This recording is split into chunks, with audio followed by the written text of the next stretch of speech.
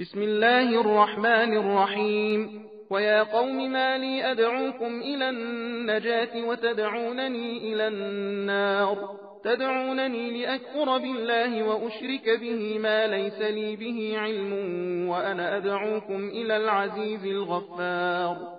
لا جرم أن ما تدعونني إليه ليس له دعوة في الدنيا ولا في الآخرة، وأن مردنا إلى الله وأن المسرفين هم أصحاب النار.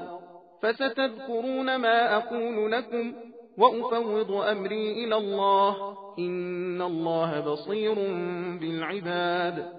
فوقاه الله سيئات ما مكروا وحاق بآل فرعون سوء العذاب. النار يعرضون عليها غدوا وعشيا ويوم تقوم الساعة أدخلوا آل فرعون أشد العذاب. وإذ يتحاجون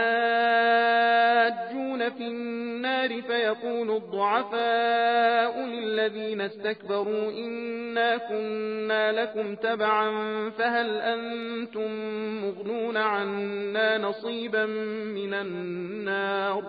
قال الذين استكبروا إنا كل فيها إن الله قد حكم بين العباد. وقال الذين في النار لخزنة جهنم ادعوا ربكم يخفف عنا يوما من العذاب. قالوا أولم تك تأتيكم رسلكم بالبينات؟ قالوا بلى. قالوا فادعوا وما دعاء الكافرين إلا في ضلال.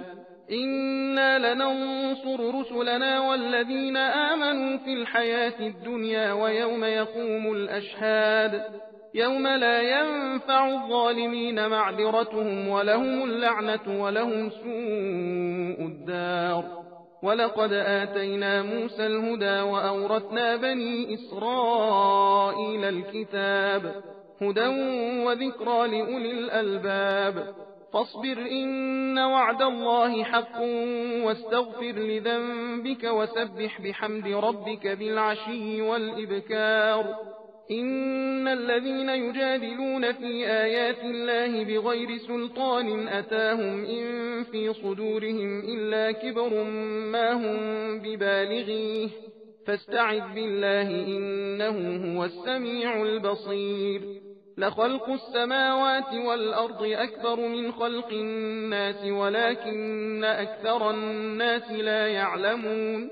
وما يستوي الأعمى والبصير والذين آمنوا وعملوا الصالحات ولا المسيء قليلا ما تتذكرون.